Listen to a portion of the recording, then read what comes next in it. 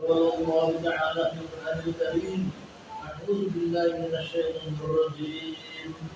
بسم الله الرحمن الرحيم.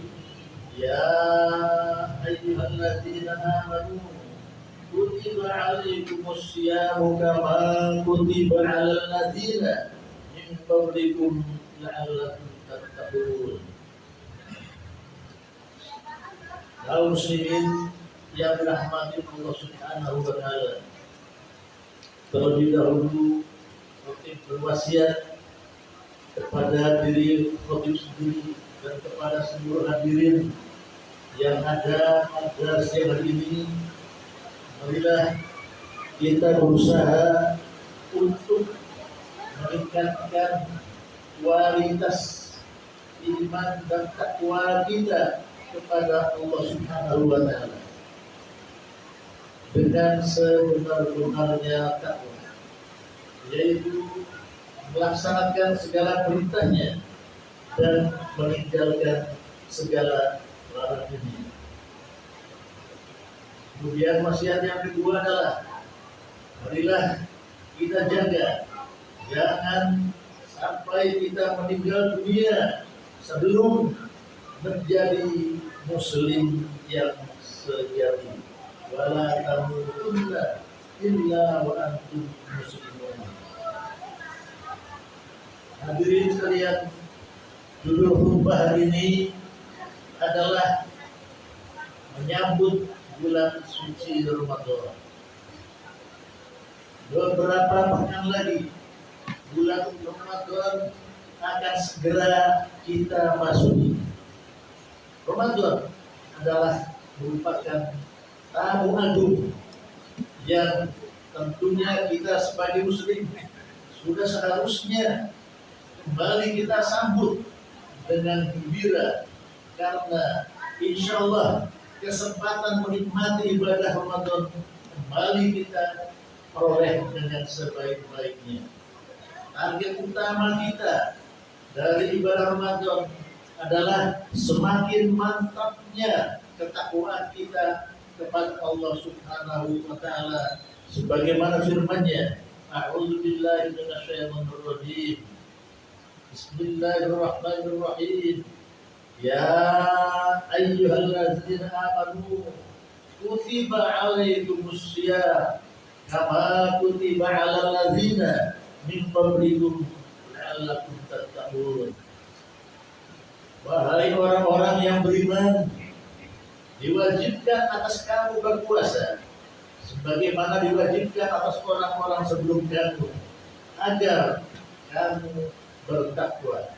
Al-Baqarah ayat 183. Sebagai wujud dari rasa gembira itulah Ramadan tahun ini tidak boleh kita lewatkan begitu saja tanpa aktivitas yang dapat meningkatkan ketakwaan diri kita, keluarga kita, dan masyarakat kita kepada Allah Subhanahu wa taala.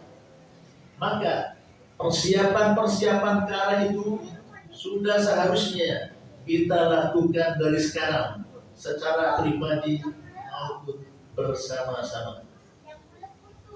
Ramadan tahun ini kita masuk di dalam suasana yang penuh dengan keprihatinan, karena begitu banyak dosa dan kesalahan yang kita lakukan. Masyarakat kita yang melakukannya, sehingga Allah memberikan teguran kepada kita semuanya dengan berbagai macam cobaan dan ujian. Allah Subhanahu wa taala berfirman, "Dhaharal fasadu fil barri wal bahri bima kasabat aydin nasi liyudhiqahum ba'dallazi 'amilu la'allahum yarji'un." Telah tampak kerusakan di darat dan di laut disebabkan oleh perbuatan tangan manusia. Allah menghendaki agar mereka merasakan sebagian dari akibat perbuatan mereka, agar mereka kembali ke jalan yang benar. Ar-Rum ayat 41. kaum muslimin rahimakumullah, moralitas masyarakat kita memang harus kita waspadai. Hal ini karena begitu banyak sifat-sifat yang baik yang mestinya sudah lekat dalam pribadi dan masyarakat kita sebagai bangsa Indonesia telah hilang menjadi sesuatu yang amat mahal nilainya. Sifat penting yang telah hilang dari pribadi dan masyarakat kita antara lain adalah budaya malu, sehingga seseorang atau sekelompok orang dengan nama malu-malu melakukan kemaksiatan, kemungkaran, dan kebatilan. Akibatnya sendi-sendi kehidupan masyarakat menjadi rusak dan kerugian moral serta material menjadi sesuatu yang tidak dapat kita hindari. Hadirin sekalian, kebenaran atau kejujuran juga menjadi sesuatu yang telah hilang, sehingga kebohongan terjadi di mana-mana dalam berbagai lapisan masyarakat dan lapangan kehidupan kita sehari-hari. Bahkan yang amat memprihatinkan adalah kejujuran dinilai sebagai suatu kebohongan, dan kebohongan dianggap sebagai kejujuran dan dianggap sebagai jalan terbaik untuk mengembangkan karier maupun memajukan perekonomian. Allah Subhanahu wa taala mengingatkan, A'udzubillahi minasyaitonir rajim. Walau anna al-qura amanu wattaqau la fatahna 'alaihim barakatin minas samai wal ardh walakin kadzabu fa akhadnahum bima kanu yaksibun.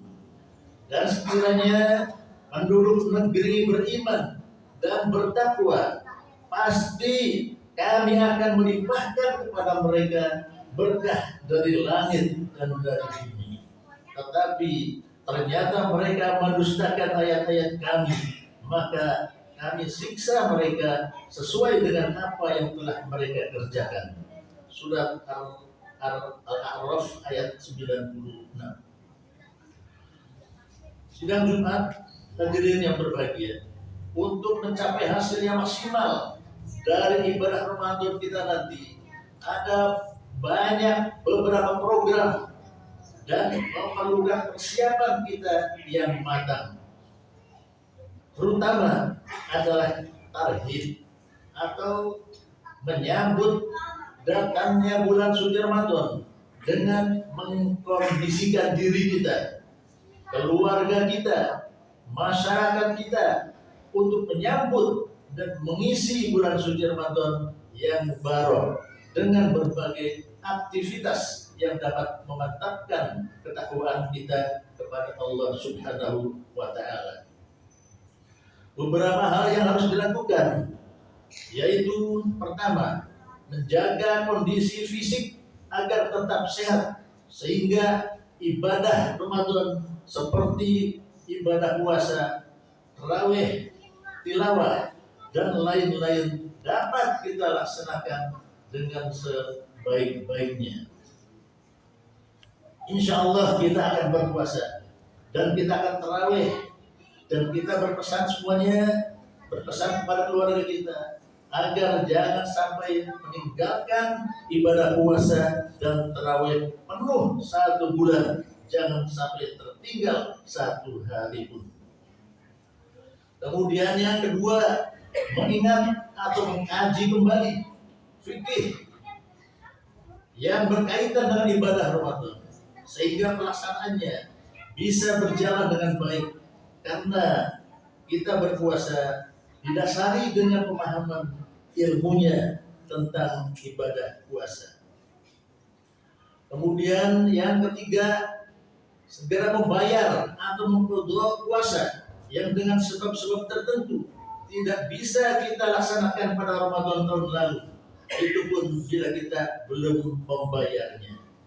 Kemudian yang keempat, mengkondisikan diri dengan menunaikan ibadah-ibadah yang sunnah seperti ibadah puasa bulan Sya'ban dalam bulan ini, tadarus Al-Quran dan sebagainya yang merupakan latihan kita untuk menghadapi bulan Ramadan nanti. Kemudian yang kelima, yang terakhir, yaitu saling memaafkan dengan sesama kaum muslimin. Hingga dalam memasuki Ramadan, dosa kita dengan sesama manusia sudah kita hapus. Dengan demikian, pada bulan Ramadan kita hanya menyelesaikan urusan berkenaan dengan dosa kita kepada Allah Subhanahu wa Ta'ala, sehingga ketika Ramadan berakhir dan tiba hari raya Idul Fitri, kita benar-benar dalam keadaan fitrah atau suci dari dosa-dosa. Hadirin sekalian, dalam salah satu riwayat dijelaskan bahwa suatu ketika Rasulullah SAW bertemu dengan malaikat Jibril datang menemui Rasulullah SAW. Pada saat itu malaikat Jibril berdoa di hadapan Rasulullah, "Ya Allah, janganlah Engkau terima ibadah puasanya orang-orang yang belum memaafkan satu sama lain, belum memaafkan antara suami dengan istri, istri dengan suami, anak kepada orang tua kepada anak. Demikian juga dengan kerabat dan tetangga dan sebagainya. Ya Allah, janganlah Kau terima orang-orang yang belum memaafkan dan belum meminta maaf dalam bulan Ramadan nanti." Oleh karena itu, hal minta maaf di sini adalah hal sangat penting untuk bisa diterimanya ibadah puasa kita. Janganlah lupa, masih beberapa hari lagi kita masih ada kesempatan memohon maaf kepada kedua orang tua kita, kepada pasangan kita, kepada anak-anak kita, dan kepada tetangga, teman kerja, dan sebagainya. Hadirin yang berbahagia, setelah mempersiapkan pribadi, mempersiapkan keluarga dan masyarakat untuk menunaikan aktivitas dan ibadah Ramadan, juga harus kita lakukan. Di antara aktivitas yang bisa kita lakukan untuk mengkondisikan masyarakat menyambut bulan suci Ramadan antara lain, kita usahakan adakan pemasangan spanduk yang bertuliskan "Marhaban ya satu Ramadan." Kita pasang di berbagai tempat yang strategis dengan niat kita mensiarkan, kita bergembira dengan datangnya bulan suci Ramadan.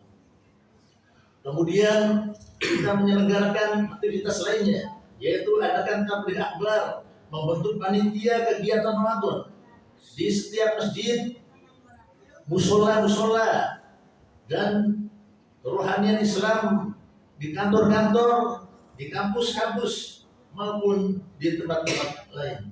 Tegasnya, semua pihak dari kaum muslimin harus mempersiapkan diri menyambut kedatangan bulan suci Ramadan tahun 1444 Hijriah ini dengan perencanaan yang matang.